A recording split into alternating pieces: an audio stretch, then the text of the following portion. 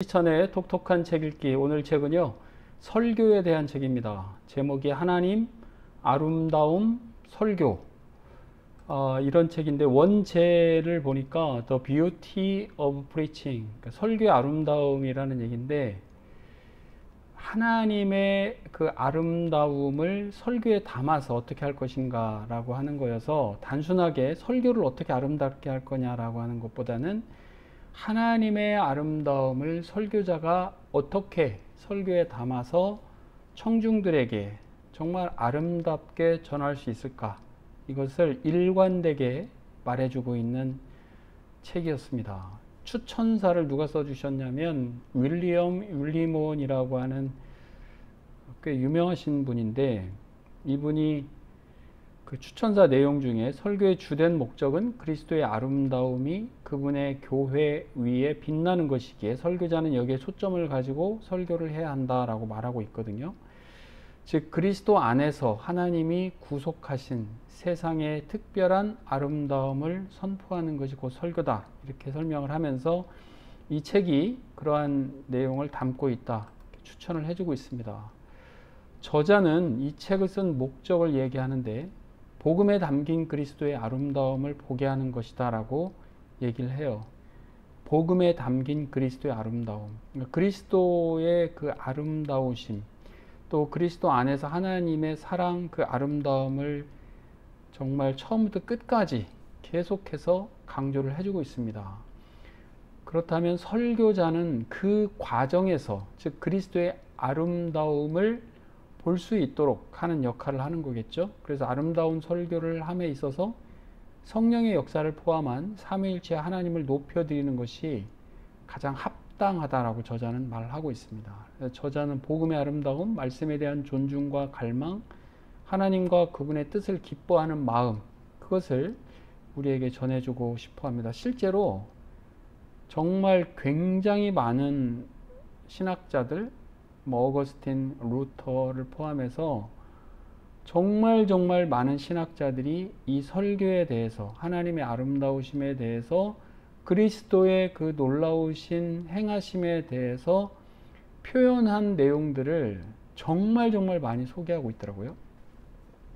그리스도는 자기 희생적인 사랑의 아름다운 모습 그 자체이시고, 동시에 죄에서 회복된 인간적인 아름다움의 모범이시기도 합니다. 그래서 하나님께 영광을 올려드리는 설교의 핵심은 그리스도의 아름다움이어야 한다라고 저는 강조하고 있습니다. 설교는 예배 행위를 통해서 선포가 되는 거잖아요. 하나님을 영화롭게 하는 것이 최대의 목적인데, 공동체 예배 시간에 인간의 언어로 하나님의 말씀을 선포하고 또 듣고 기도하고 찬양하며 실천하는 사람들의 삶으로 이게 증명이 되어야 한다. 그래서 이레니우스가 말한 것처럼 하나님의 영광은 인간이 충만한 삶을 살아갈 때 드러나게 된다. 이제 예배에서 설교자의 역할, 설교자의 내용, 또 어떻게 그 내용이 청중들에게 전달이 되어서 청중들이 그것을 삶으로 실천해 낼 것인가 라고 하는 전체적인 흐름 가운데에서 얘기를 하고 있는 거죠. 하나님의 뜻은 그 자체로 표현적이기 때문에 하나님의 말씀이 청중들에게 들렸을 때는 삶으로 이것이 나타나지 않을 수가 없다, 이렇게 얘기를 합니다. 설교자는 거짓 아름다움, 가짜 아름다움에 사로잡힌 청중에게 진정한 아름다움을 경험하게 하는 사람이라고 저자는 말하고 있고요. 그리스도께서는 자신의 삶, 고난, 죽음, 그리고 부활을 통해서 진정한 아름다움을 실현하셨다라고 강조하면서, 그러한 그리스도의 아름다움이 선포될 때 청중은 하나님을 믿고 사랑하며 이웃을 사랑하는 열정적인 행위로 계속해서 이어질 것이다 라고 저자는 설득력 있게 말을 하고 있습니다. 오순절 성령 강림 사건 때 베드로가 설교를 하잖아요. 이거 되게 좋은 모범으로 소개를 하고 있으면서 하나님이 행하신 것을 선포하는 것으로 성령님의 인도하심에 따라서 예배의 행위로서 이루어졌다라고 저자는 강조를 하고 있습니다. 설교를 통해서 성령께서는 인간의 지적, 감정적, 의지적인 변화를 이끌어내고 있으며, 이게 전인격적인 변화죠. 청중의 회심을 통해서 그들이 변화하는 삶으로 안내하게 된다. 누가요? 설교자가요.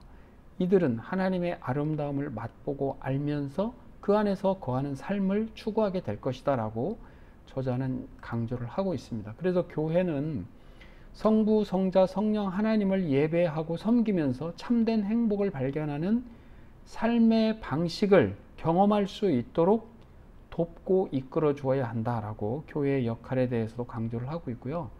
그런 차원에서 교회는 삼위일체 하나님과의 교제를 가장 중심에 두도록 도와야 한다라고 저자는 말하고 있습니다. 그리스도인의 참된 행복은 무엇일까요? 이 세상의 허상의 영광이 아니라 하나님의 일하심을 기억하며 또 믿고 신뢰하면서 하나님을 참되게 예배하는 것에서 얻을 수 있다라고 저자는 강조하고 있습니다. 설교의 핵심은 하나님이 행하신 일을 선포함으로써 하나님을 영화롭게 하는 것인데요. 이사야서 52장 7절에 보면 하나님이 통치하신다 하며 복음을 들고 산을 넘는 자의 발이 아름답다, 이 부분이 있잖아요. 여기에서 하나님이 통치하신다라고 외치는 이 메시지는 하나님께서 대적하는 저항 세력을 모두 물리치셨다라는 소식을 정말 기뻐하고 환호하면서 달려가는 그 메신저의 모습을 생생하게 담아주고 있습니다. 그래서 이처럼 설교자의 모습은 기쁨과 환호로 가득 찬, 열정이 가득 찬 그런 모습이어야 되겠죠.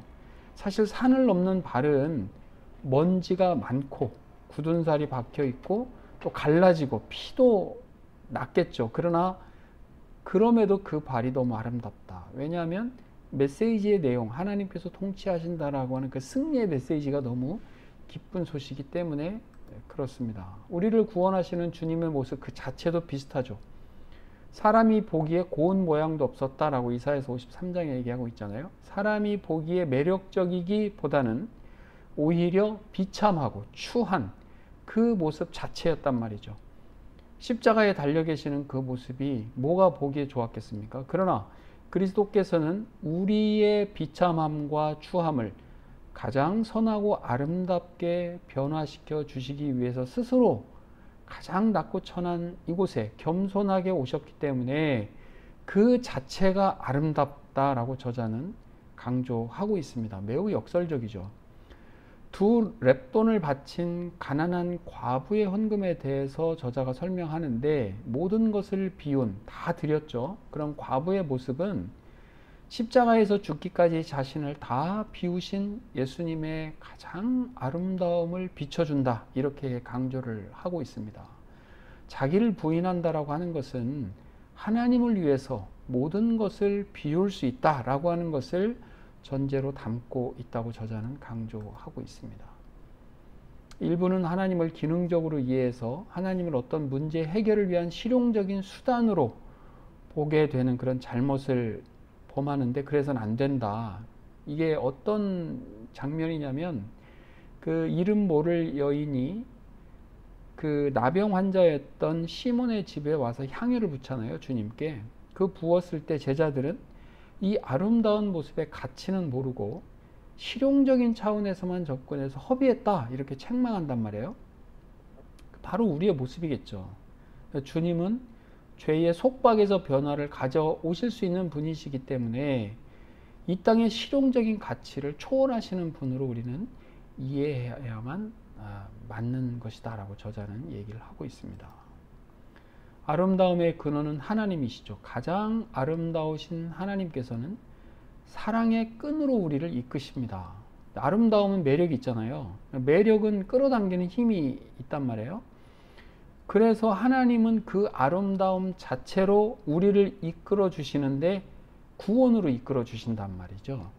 그래서 오직 인간됨을 통해 중보자가 되시고 말씀으로서 하나님과 동등되시는 그리스도께서 우리를 이끌어 주십니다. 그리스도의 겸손한 사랑 가운데 나타나는 진리, 그러니까 겸손한 사랑 가운데 담겨 있는 그 진리가 너무나도 아름답기 때문에 매력을 발산하는 것이고, 그 매력이 사랑의 끈이 되어서 우리를 구원으로 이끌어 가신다. 논리적으로 굉장히 아름답죠, 이 표현 자체가. 그 진리는 우리에게 주신 생명의 말씀, 영혼을 밝히시는 말씀이다. 결국은 그게 끈이 되는 거죠. 인간의 마음과 열망을 그리스도를 향하도록 새롭게 하시는 말씀, 그 말씀이 끈이 되고 고귀한 권위를 지니고 있기 때문에 우리를 이끌어 주신다고 저자는 말합니다. 우리는 기쁜 마음으로, 억지로 끌려가는 게 아니란 말이에요. 기쁜 마음으로 그 말씀을 대하고 우리의 것으로 삼는단 말이죠. 그 말씀을 수단으로 해서 그리스도 안에 담아주신 하나님의 아름다움과 하나님의 사랑을 우리는 바라보게 되는데, 그 바라볼 수 있는 게 믿음의 눈이란 말이죠. 그것을 우리에게 하나님께서는 선물로 주셨다라고 하는 것, 우리는 믿음으로 받을 수 있습니다. 그리스도께서는 죽어가는 인간에게 생명을 주시기 위해서 인간의 본질을 취하셨죠. 그리고 죽음을 선택하셨어요. 이 엄청난 교환, 위대한 교환이라고 표현을 하는데, 이것이 복음이 지닌 아름다움이죠. 이를 전하는 것이 설교자이며 주님의 사랑과 겸손이 당연히 설교자에게 있어야 하는 거죠. 그 진정성과 열정으로 이 아름다움을 선포함으로써 청중의 마음은 뜨거워진다라고 저자는 말합니다. 설교자를 무엇에 비유했냐면요, 하나님의 악기와 같다. 하나님이 그를 사용하셔서 영감을 넣어주시고 말씀을 전하게 하셔서 청중들을 감동시키는데 이 설교자를 사용하신다라고 저자는 강조하고 있습니다. 그래서 평범했던 청중, 일반적인 그리스도인들이 하나님의 사랑을 알고 그리스도를 통해서 드러난 진리를 또 사랑하고 마음을 다해서 그 말씀을 실천할 수 있도록 설교자는 도울 수 있다. 그 고귀한 직책을 하나님이 허락하신 거죠, 설교자에게. 하나님께서 기뻐하시는 것은 하나님의 사랑을 알고 하나님에 대한 믿음이 더해지면서 그 믿음으로 역사하여 이웃을 사랑하는 실천적인 모습이죠. 이게 믿음으로 역사하는 사랑인데요, 하나님에 대한 믿음, 그것이 이웃과의 사랑으로 연결되도록 한다, 이런 뜻입니다. 그렇게 되도록 돕는 것이 또 설교자다라고 하는 것을 저자는 강조를 하고 있습니다. 마지막 슬라이드인데요, 진정한 설교는 그리스도에 대한 믿음, 이것을 증진시킨다. 믿음은 들으면서 나니까요. 당신과 나를 위한 그리스도가 되도록 돕는 거죠. 누구 특정인을 위한 그리스도가 아니라 바로 나와 여러분을 위한 그리스도가 되도록 돕는 것입니다. 그리고 그리스도의 말씀은 우리 삶에 실제적인 영향을 미치게 되죠. 그렇게 하나님께서는 설교자를 사용하실 것입니다. 혹 이 영상을 보시는 분들 중에 설교자가 계실 텐데 그렇게 사용되는 역사가 있기를 주님의 이름으로 소망합니다. 오늘은 하나님 아름다움 설교, 이 아름다움이라고 하는 이 단어를 중간에 두고 하나님과 설교자가 이렇게 연결이 되는 그러한 모습으로 제목이 보여지는데요. 진정으로 아름다우신 그 하나님의 그 일하심과 선하심, 또 그것이 그리스도를 통해서 우리에게 주어졌잖아요. 그 그리스도 안에 담겨 있는 그 놀라운 아름다움을 보고 그것을 또 전해주고, 또 설교를 듣는 일반 그리스도인들, 청중들도 놀라우신 하나님의 그 아름다움이 우리 삶 가운데 임해질 수 있기를 주님의 이름으로 간절히 소망하면서 오늘 책 하나님 아름다움 설교 여기서 마치겠습니다. 감사합니다.